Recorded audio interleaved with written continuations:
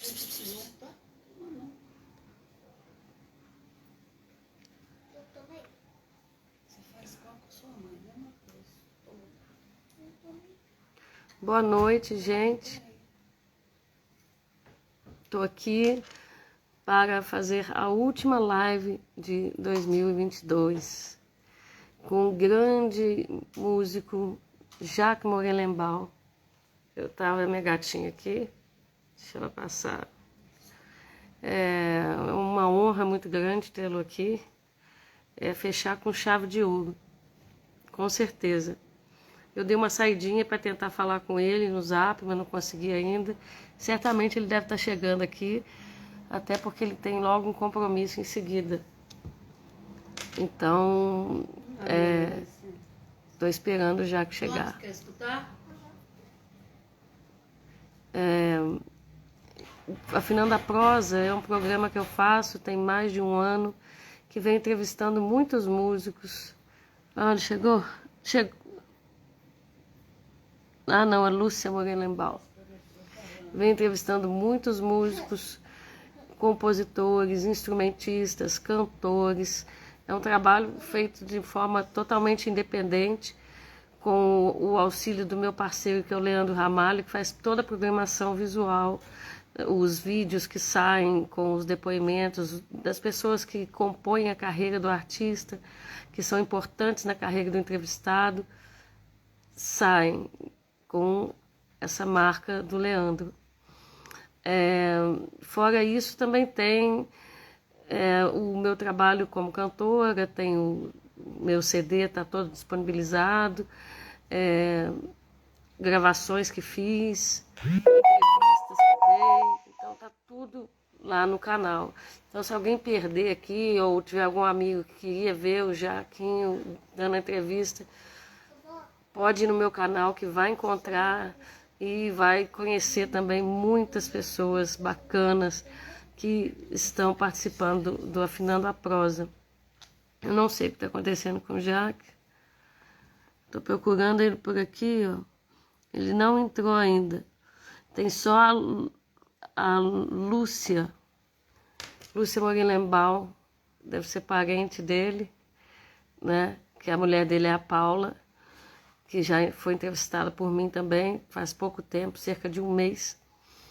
Deu um depoimento super bonito.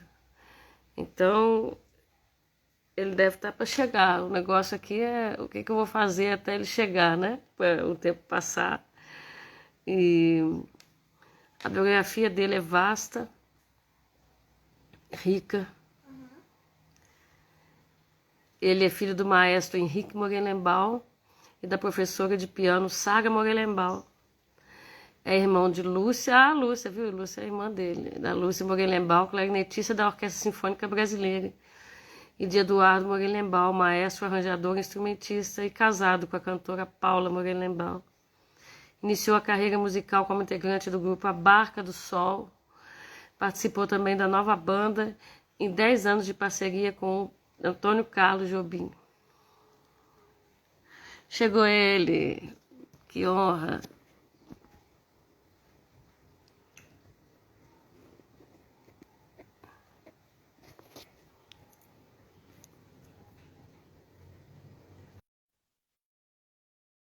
Prontinho, vamos esperar que ele vai chegar aqui.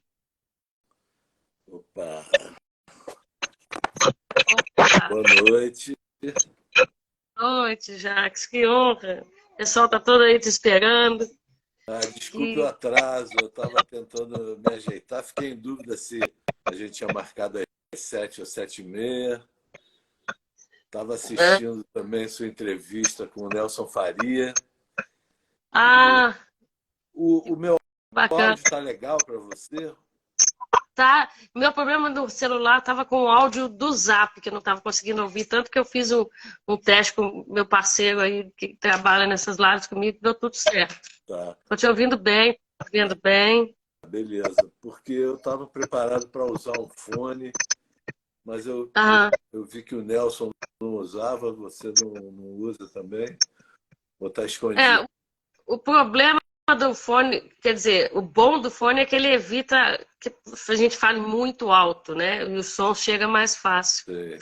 Mas eu estou aqui equilibrando entre uma torre de livros no celular, não dá para colocar o negocinho do A fone. gente faz uma ginástica aqui. Eu também estava pensando numa arquitetura. Tenho preguiça de comprar aqueles suportes e tal. Aí cada, cada situação a gente inventa uma arquitetura aqui, né? É, às vezes tem mais livros, às vezes coloca alguma coisa para apoiar, né? É, É, no meu nesse, caso, eu tinha arrumado, só que eu esqueci de carregar o iPad. Então, eu estou segurando ele aqui com a minha mão direita. Deus, Não, mas coitado, tá tudo bem, segurando. está confortável. Eu consegui me arrumar uma posição confortável para mim.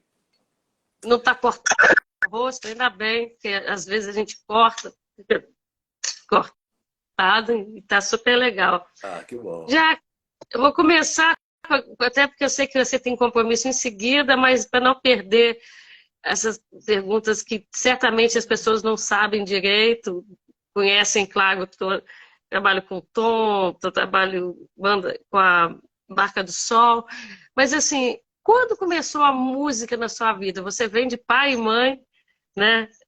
Músicos, né? Quando veio a percepção do som para você? Olha, isso se mistura com as minhas memórias mais remotas, né? Porque, como você disse, pai e mãe músicos. E quando eu nasci, meu pai tocava violino na orquestra do Teatro Municipal aqui no Rio de Janeiro. E minha mãe era recém-formada em piano pela Escola Nacional de Música, da UFRJ. E então minha juventude, minha primeira infância já era indo e voltando ou do Teatro Municipal ou da Escola Nacional de Música, onde meu pai começava a lecionar também, depois de formado. E eu entrei para o curso de iniciação musical com 3 para 4 anos, lá na Escola Nacional Nossa, de Música. Tem até uma história que provavelmente, se alguém alguma vez escrever um livro de uma biografia minha, vai mencionar, porque o limite para entrar era 7 anos. Mas o meu pai olha. pediu para a professora, perguntou se eu poderia fazer um teste para Uhum. entrar e ela me admitiu. Assim. Então,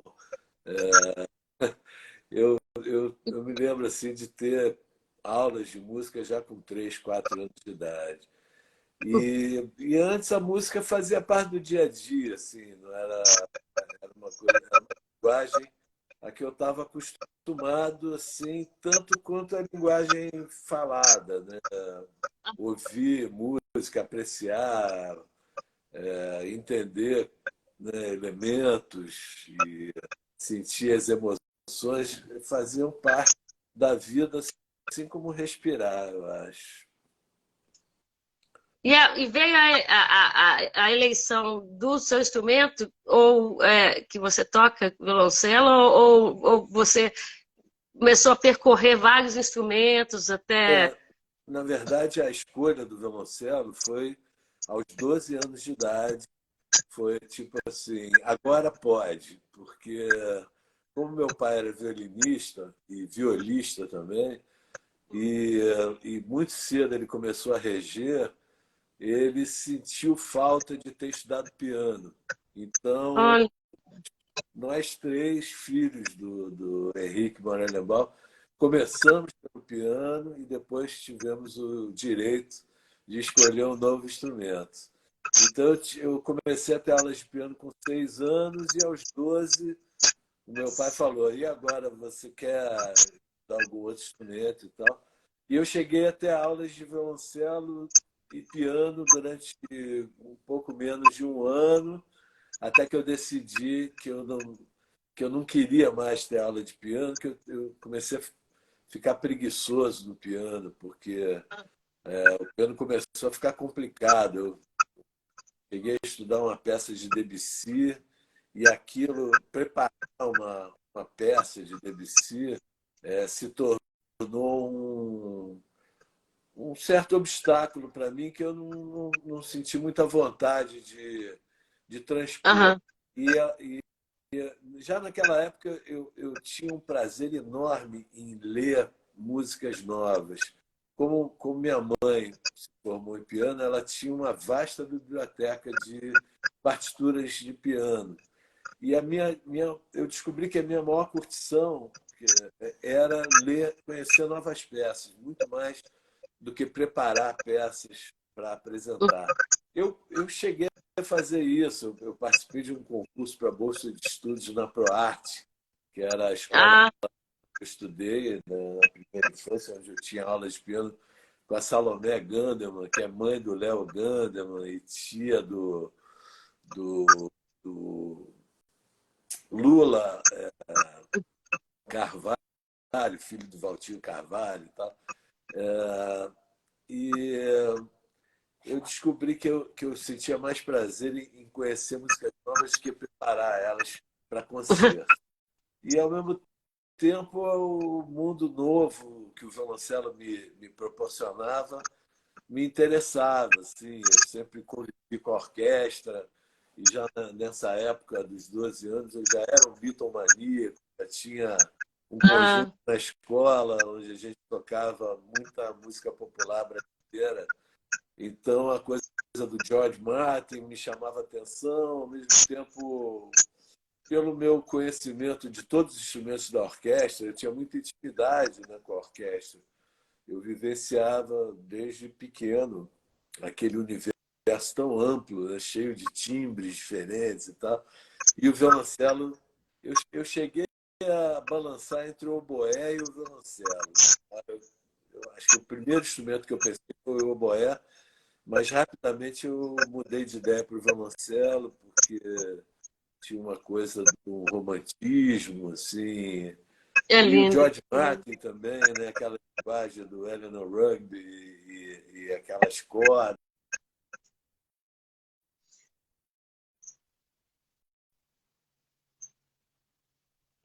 Ficou mudo.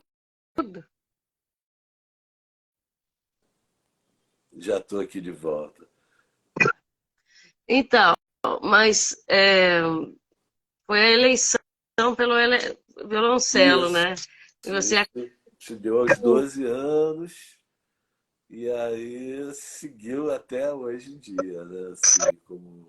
o seu violoncelo, você tocando, foi o que mais me encantou nesse instrumento, que me fez olhar para esse instrumento.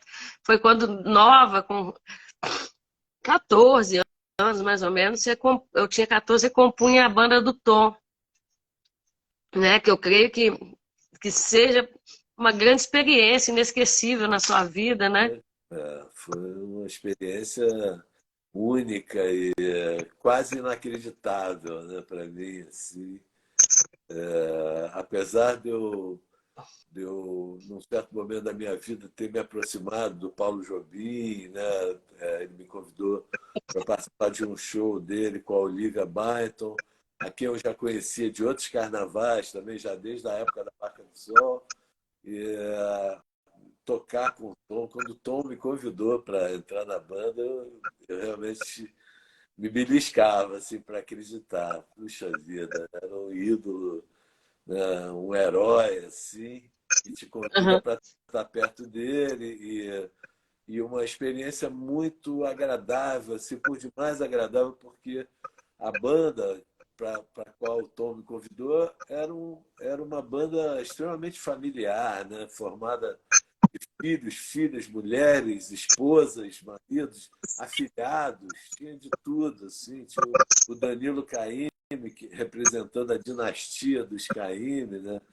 Que Pois eram é. próximos ao Tom, né? Pessoalmente, musicalmente. E então foram realmente 10 anos mágicos, eu posso dizer assim, de muito prazer musical, estético, vital, né? Prazer do convívio mesmo. de tantas garrafas e histórias, né, que passaram pela vida da gente, mesas da plataforma, né, que era também o escritório do Tom, a gente saía sempre dos ensaios, longos ensaios, tendo show ou não tendo show, né, a gente ia para a casa do Tom, era o programa da noite, todas as noites. E o Tom dá verdade para você, assim, para vocês, para os músicos, no arranjo, ou chegava tudo pronto dele para a Nada, execução de nada. Eu fui o um último a diálogo? entrar nessa banda.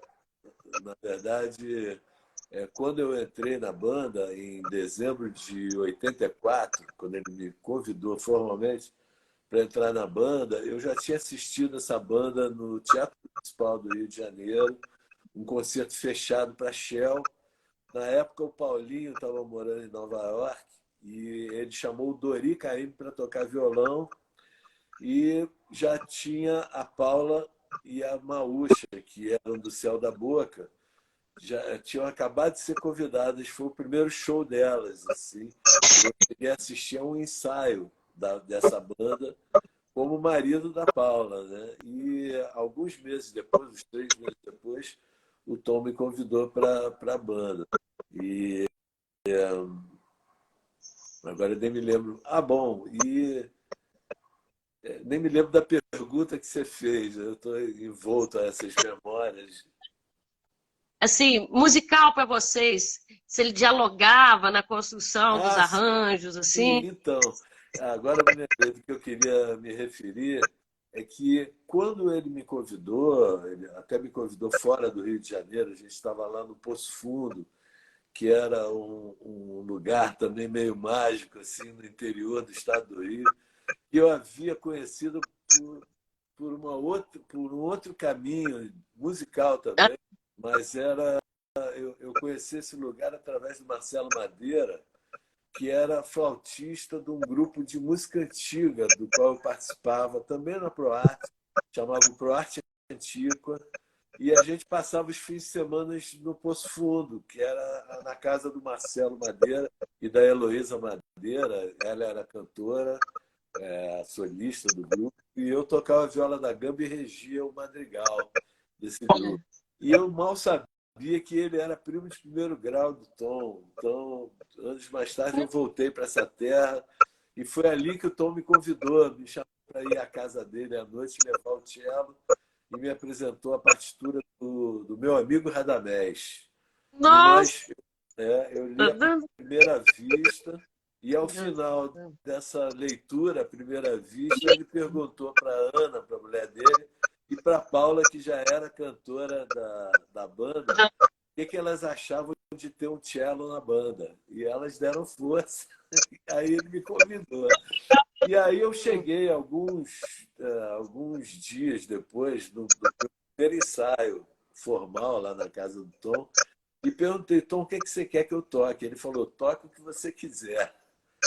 E aí, Ah, vire-se com essa, né? Assim, eu só pensava assim, poxa, o que eu vou fazer para interferir nesse, aham. nesse mundo que já é perfeito, né? Esse mundo da perfeição, da beleza total. O que eu faço? Agora a responsabilidade caiu na minha mão de interferir ali. E aí foi Eu lembro um momento muito da Ana, especial.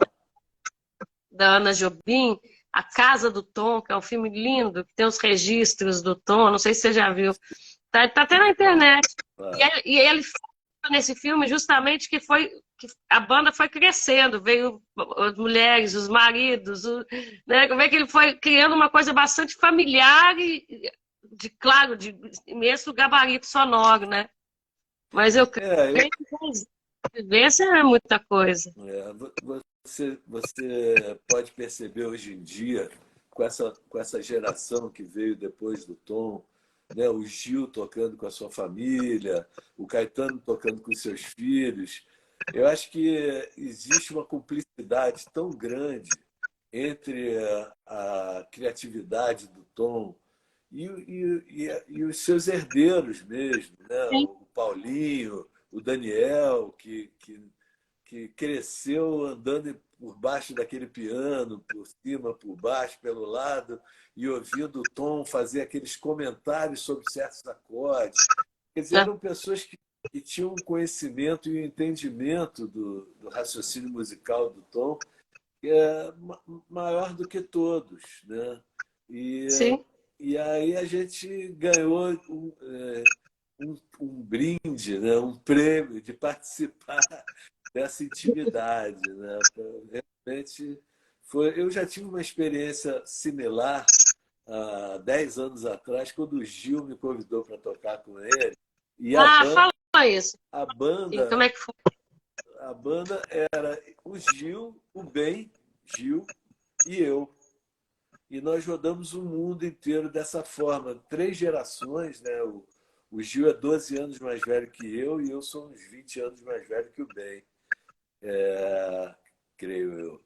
Então, e sendo que eu no meio entre o pai e o filho, assim, foi uma experiência muito bonita também para mim, e que me dá muito orgulho. E a Barca do Sol? A Barca do Sol é anterior, né? A Barca do Você Sol é o começo de tudo. Na verdade, é a pedra fundamental da minha história na música popular, né? Eu até participei desse grupo de escola quando eu era pré-adolescente, né? Com 10, 11, ah, 12 anos. O pianista desse meu grupo era o Léo Gandelman, mas era um grupo tão primário. Nós todos fazemos parte do primário e do ginásio naquela época. A gente nem tinha nome e a gente se apresentava uma vez por ano, mas a gente tocava sempre. Depois, um pouquinho antes da Barca do Sol, que foi quando eu tinha entre 18 e 19 anos, eu participei de um grupo chamado Antena Coletiva, por muito pouco tempo, e poucos meses depois da minha entrada nesse grupo, do qual fazia parte o Elias Mizrahi, que foi do Veludo, e o Nelsinho Laranjeiras, que também era do Veludo, e a Olivia Byington, que era o uma livro é jovem, bom. a mãe do Gregório do Vivier, né, que tinha 16 anos na época. E alguns meses depois eu fui a Curitiba fazer um curso de férias e conheci a Barca do Sol. A Barca do Ah, Sol era um trio carioca que agregou mais 4 cariocas lá em Curitiba, durante um uhum. curso cujos professores eram Dori Caymmi e o Egberto Gismonti. E isso foi em 1974. Em 70, Eu nem tinha nascido. em 74 eu tinha 20 anos e nesse mesmo ano a Barca do Sol gravou seu primeiro disco produzido pelo Egberto Gismonti. E aí foram 4 anos na minha vida, assim, de dedicação exclusiva, de muitos sonhos, de muitas vontades em relação ao futuro. E, e ficaram memórias maravilhosas da Barca, né? Eu acabei abandonando a Barca, de certa maneira, depois desses 4 anos. Eles gravaram ainda um disco depois da minha saída. Eu resolvi estudar mais, porque até eu achei uma coincidência incrível que na tua conversa com o Nelson Faria, ele conta que ele estudou 2 anos de economia. E eu estudei um Assim ano de economia para agradar os meus mesmo? pais. Da mesma forma, apesar de meus pais serem músicos, eles temiam muito pela pelo meu futuro como músico profissional. E apesar de eu já fazer música desde sempre, desde a infância, né? Eu vou te desplugar assim, vou poder repousar agora em minha mão. Pronto. Ai, que bom. Aí você fez vestibular para Eu, economia e foi fazer o curso de eu economia? cursei eu tirei 10º lugar no vestibular de economia para Cândido Mendes e passei para Nacional também, lá na Avenida Pasteur, e cursei, entre aspas, um ano de economia. Mas resisti muito menos que o Nelson Faria. Depois da minha primeira aula de direito comercial, um professor que gritava ao microfone, e um assunto que não me interessava em nada, Porque, assim, para agradar os meus pais, eu escolhi uma profissão que juntava as duas matérias que mais me interessavam na escola. As três matérias, vamos dizer assim, que era matemática, história e geografia. E aí eu tinha a ilusão de que com a economia eu ia conviver dentro desse mundo e poderia fazer a vontade dos meus pais, né? Aham. E aí, mas eu durante esse primeiro ano, ainda mais depois dessa primeira aula de direito comercial, eu fui Que para o massa, né? diretório da escola para jogar xadrez e comecei a matar aulas é, pegando o bondinho de Santa Teresa com um caderno de música embaixo do braço, fazendo exercício de harmonia. E, Ah, e aí, depois desse ano, eu fui para Curitiba e conheci a Barca do Sol. E aí ficou tudo determinado e decidido. Assim, eu tranquei matrícula imediatamente e passamos a ensaiar diariamente até gravar esse disco com o Egberto. E aí a máquina não parou mais. Foram 4 anos intensos, muita atividade, 3 discos gravados e muitos sonhos.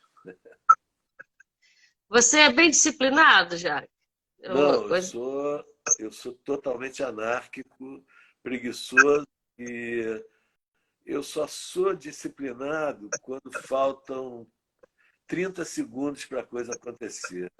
Aí aí eu mergulho com tudo. Quer dizer, esses 30 segundos é figurado, né? Assim, mas eu só trabalho sob pressão, é impressionante.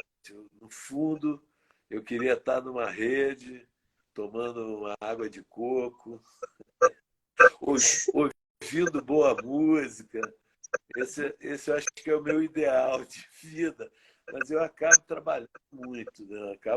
Eu sempre me lembro, na minha época de Barca de Sol, a quantidade de vezes que eu carreguei amplificadores nas costas, que eu distribuí panfletos na praia, porque não existia internet, né? Então, a gente divulgava o nosso trabalho distribuindo panfletos na praia. E aí eu sempre tinha essa imagem, a minha autoimagem de um cara trabalhador, assim, que tinha como sina trabalhar, mas que, na verdade, gostaria de estar deitado na rede. Ah, mas para tocar do jeito que você toca maravilhosamente bem é muito trabalho. Mesmo Mas que. na verdade, a visão de quem ouve, de quem aprecia do lado de fora é muito diferente da visão interna. Eu, na verdade, eu não acho que eu toco maravilhosamente bem. Eu acho que eu poderia tocar muito melhor e eu tenho extrema preguiça de exercer 24 horas por dia. Assim. Eu me basto com os concertos e com os ensaios, com as gravações, mas é raro eu estar em casa assim e parar para estudar. Isso é curioso, sim. E a tua ida para um conservo, New England Conservatory?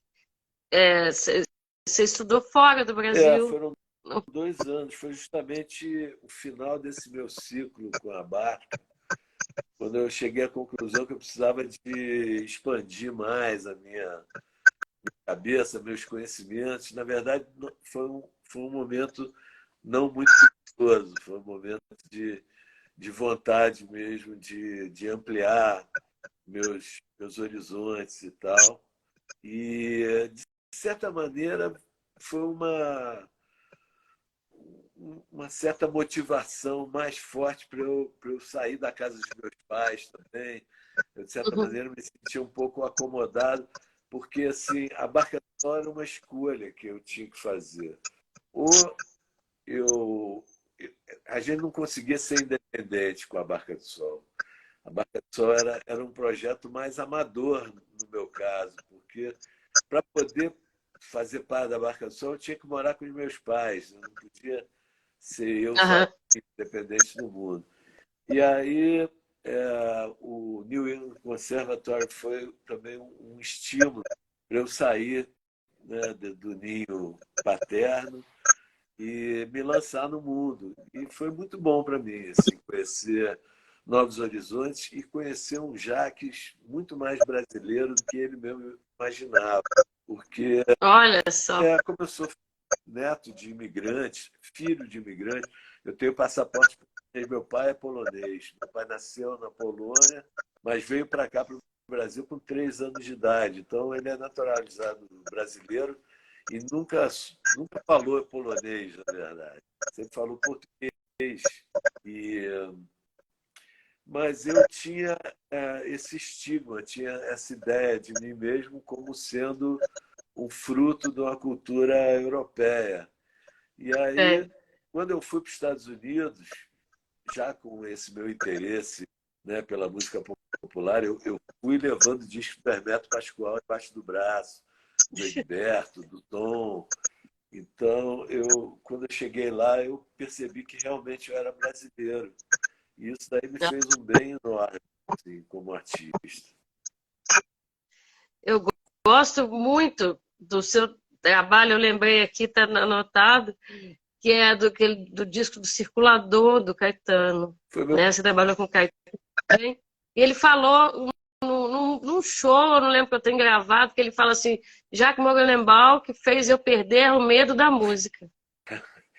Ele tem esse assunto. Ele já tem 2 shows que ele gosta de lembrar essa história.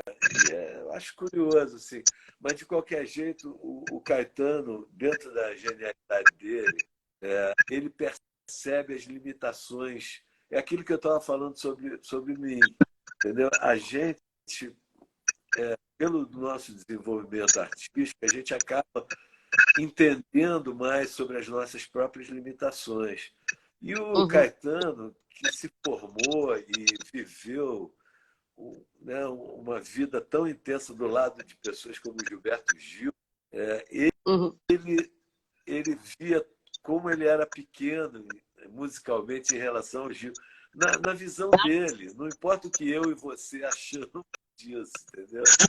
Então, E eu sempre fiz, nos 14 anos que eu trabalhei com ele, eu sempre fiz questão de afirmar a ele, não, Caetano, é o seguinte, você pode achar isso tudo, mas você é grande, você tem um imenso valor, você compõe Minha Voz, Minha Vida, você compõe tantas melodias e harmonias É, com um brilhantismo que nem você mesmo admite, mas que é real, né? Então, talvez por isso, né? E eu, é. pelo fato de eu, assim, ele fala nesse último show, né, no Meu Corpo, ele fala que eu tocava, na época que ele nem pensava em me convidar, eu tocava ao mesmo tempo com o Tom Jobim e com o Egberto Gismonti. E que ele só teve coragem de me convidar quando ele viu um arranjo que eu fiz e toquei com o grupo Ira, né, um grupo de rock. E quer dizer, mal sabia ele o prazer que ele me daria em convidar. Quando ele voltou de Londres, eu estava lá no Teatro Municipal babando, né? Eu assistia a todos aqueles shows dele, do Gil, da Gal. Eu estava na gravação do Fatal da Gal no dia, porque ela caiu do banquinho e eu vi isso com os Puxa, meus olhos e ela falou, isso acontece. E quando saiu o disco, eu ouvi essa frase dela. Então, é isso. O, o, o Caetano é uma figura.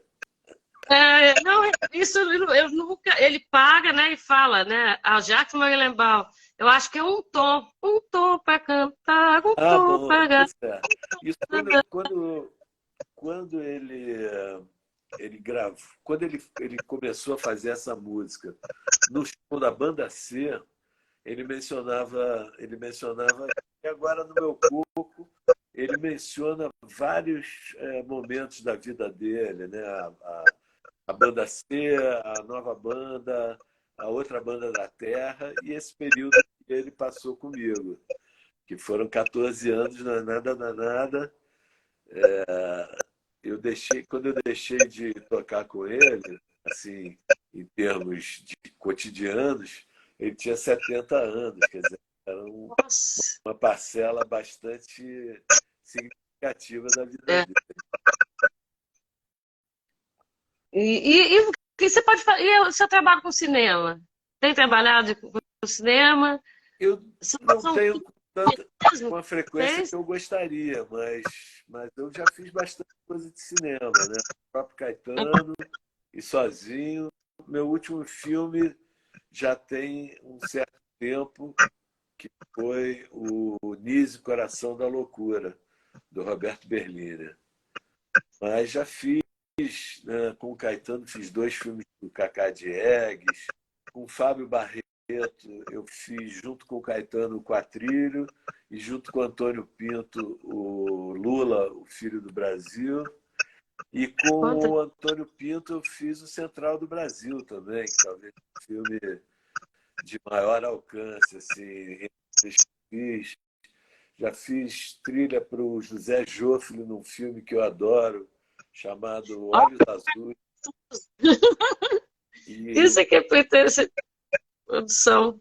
Se chamar de preguiçoso, a intensidade, olha quantos filmes. não, ontem eu participei de uma gravação de um disco novo da Adélia Fischer com o Ricardo Bacelar, que vai sair, que é todo dedicado ao Gilberto Gil.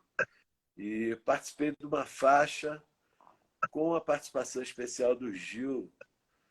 Não vou dizer o nome ainda, mas quando eu cheguei em casa, eu anotei no meu caderninho disco, gravação número 880. Nossa, Eu já Esse foi o meu disco número 880, entre participações como arranjador, maestro, violoncelista, pianista, até baixo elétrico eu já toquei, percussão no disco do Carlinhos Brown, cantor, olha back vocals para o Tom Jobim, para Caetano, e por aí vai. que espetáculo, que maravilha. Eu sei que você está com o tempo corrido, né? Está com o tempo corridíssimo. Você Não, tem. mas eu tenho mais tempo, estou olhando aí, ainda tenho um certo tempo. Até, então tá, então aproveitar mais um bocadinho para te aproveitar. E a composição? Você não falou sobre composição. O ato de compor, você compõe ou executa É, maravilhosamente bem, como eu acho. obrigado. Olha, aí, esse tema, ele me remete novamente ao tema disso. Eu sou um compositor, como é que se diz, esporádico. Uhum. Antigamente eu acho que eu compunha com mais frequência porque eu me sentava mais na, à frente do piano para jamear. Assim. Mesmo depois de ter tornado o violoncelo o meu primeiro instrumento, um instrumento talvez que, no qual eu me sinto mais profissional, assim, mais que eu tenho um acabamento melhor assim naquilo que eu produzo. Para brincar, assim, para caminhar, eu prefiro o piano. E o piano, né, tem a coisa harmônica e tal, facilita muito a vida do compositor. Estou vendo o Caíto Marcondes aí. Eu esqueci de olhar para as participações do pessoal, mas agora Tem muita acabei gente. de ver o Caíto e a Camila que entrou. Olá, pessoal. Estava aqui concentrado com o Daniel, esqueci de vocês. Pablo de Castro também. Então é isso. Eu compus algumas canções. Agora, nesse ano que passou, eu ganhei um grande estímulo para usar minhas composições, porque eu tenho uma certa autocrítica excessiva, então eu acabo guardando com gaveta, assim, eu componho, mas não mostro. E, por outro lado, como arranjador, eu me sinto como um compositor o tempo todo. Eu acho que o arranjador é num grande grau, assim, bastante compositor. Né? De verdade, compõe em cima de alguma outra composição que já existe, mas como compositor a gente também, de certa maneira, compõe em cima de inspirações, ideias que vêm, né? E então, esse ano, eu fui convidado pelo Sesc para gravar um disco e, diferentemente do meu primeiro disco, que tem apenas duas composições minhas, o Sesc me pediu que, que usasse apenas duas composições de outros compositores. Então, Hum, duas composições não inéditas, vamos dizer assim.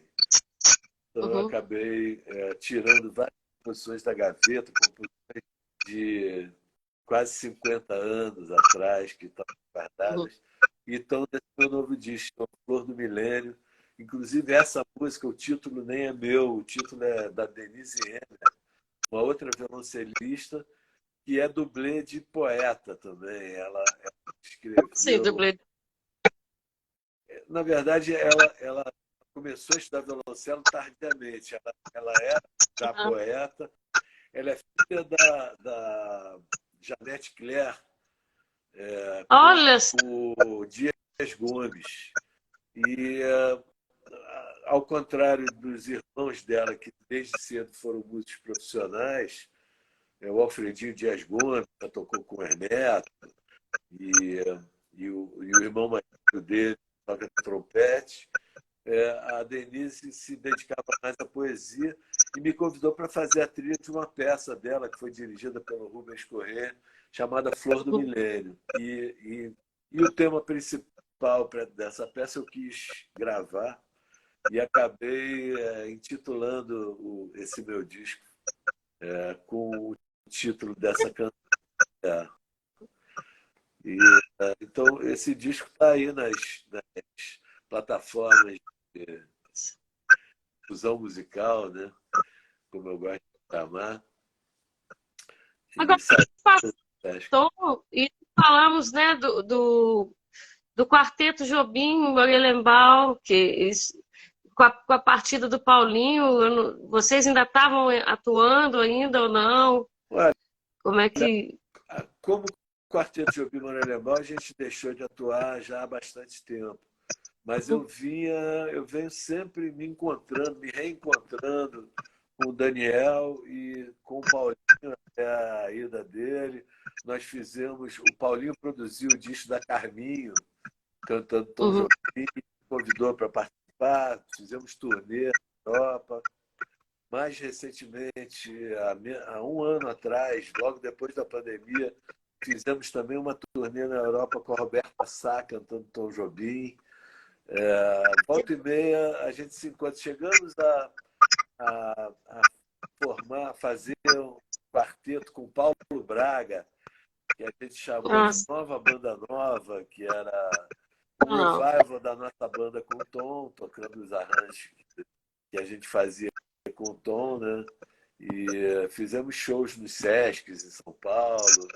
Quer dizer, a gente está sempre junto. O Quarteto de Obi-Wan foi o grupo mais freudiano que já existiu, talvez, na história, porque era formado por um pai e um filho, um marido e uma mulher, né? Então, É, não poderia ter vida tão longa assim, apesar do que a gente tocou junto durante uns 10 anos, isso depois de haver já tocado por 10 anos na banda nova do Tom, na nova banda do Tom, né? Só o Daniel que entrou depois da passagem do Tom. Mas a gente era vizinho de roça, né? Aquela história do Poço Fundo, que eu te eu sou- contei mais cedo. A casa do Paulinho era do lado da casa que eu alugava lá naquela região. Tom gostava muito de ir para lá, de ouvir histórias dos moradores, né? Na verdade, lá era o Brasil, né? O Brasil é lá, assim, sem interferência, né? O Brasil da mata, do Matita Pereira, cantava ali, a Aham, gente ouvia todo aquele detalhe, as memórias do tom da onça, as pegadas da onça que o Daniel costuma encontrar ainda no mato e tal. Aquela terra era da mãe do Tom, então era uma terra assim, ah, intocada, né? ah. E tinha memórias da família dele. E eu, como te contei também, já conheço essa região desde a minha adolescência, né, através do primo de primeiro grau dele, quer dizer, é uma coisa de família mesmo. E então foi sempre muito, quer dizer, desde esse momento, né, eu sempre tive muita presença dessa família Jobim na minha vida. Nossa, muita. Daí, boa parte da tua trajetória é com a família Jobim mesmo, É né? verdade. E quais são os trabalhos atuais? O que está Olha, fazendo atualmente? eu tenho feito uma série de projetos diferentes, né? Esse ano na Europa, em julho, eu tive lá durante um mês participando de 5 projetos diferentes. Um deles com o Uhum, Paulo Freso, que é um trompetista da Sardenha, com quem eu já gravei uma série de discos, alguns com o Omar Sosa, que é um pianista cubano, com quem eu venho trabalhando também desde 2008. O Omar Sosa é uma outra história. Agora, em março, a gente vai se reunir novamente com esse trio, mas com o Paulo Freso, o meu último trabalho foi durante a pandemia. Nós gravamos um disco à distância. Ele e o Daniele de Bonaventura, que é um bandoneonista italiano, cada um na sua casa, nós gravamos esse disco que se chama The Sun on the e já fizemos turnês na Europa, então voltamos a nos encontrar agora em julho. Depois eu fiz uma semana de turnê com o Cello Samba Trio, né, que é o meu projeto solo, junto com Lula Galvão e Rafael Bará. Em seguida, nessa semana com o Cello Samba Trio, teve participação especial da Paula Morelenbaum. Em seguida, eu fiz uma semana de turnê com a Stefania Tallini e o Gabriel Gross, num projeto deles, convidado num projeto deles chamado Brasita. Eles têm um duo que junta a Itália e o Brasil, de piano e harmônica, e também durante o dia me convidaram para participar de uma gravação. Depois, no final da pandemia, participei da gravação do disco inteiro. E aí fizemos esse projeto na Europa, vários concertos na Itália, e fui à Alemanha também 2 vezes. Na verdade, 3 vezes. 2 tocar com a Sara Marquense e o Romero Lubambo, que é um guitarrista brasileiro. Ela é uma pianista, cantora australiana e vive nos Estados Unidos. E também, durante a pandemia, gravamos um disco que está aí nas redes, está aí nas plataformas de streaming, né? Chama Voice of Rio, onde, na verdade, é uma iniciativa dela, da Sara Mackenzie, que convidou o Romero para participar do disco, onde ela se dedica à música brasileira. Então, fizemos 2 concertos na Alemanha com esse projeto, e depois, no meio dessas turnês todas, eu ainda fui à Alemanha para participar de um festival chamado Classical Beats, que junta a orquestra com ritmos modernos, contemporâneos e jazz. E lá eu fui tocar com o Ralph Schmidt, Joe Kraus e a Paula Morelenbaum. Eles têm um trio chamado Bossa Renova Trio. E aí fizemos um concerto com a orquestra desse festival. Então é isso. Acabei de participar também de um projeto do Fábio Caramuru, chamado Vozes da Natureza. Fizemos 2 concertos em Manaus, no Teatro Amazonas, e um aqui no Jardim Botânico, com entrada franca, no dia 10 de dezembro. Foi muito bonito também, fazendo Tom Jobim, algumas peças do Fábio Caramuru e Vila Lobos. Uma série de coisas. Estamos lançando também com o Dugis Branco. Dugis Branco. Nós fizemos muitos concertos juntos e antes da pandemia gravamos um single, fizemos um concerto, um DVD na Sala Meirelles, e agora veio o primeiro fruto desse DVD, que é um single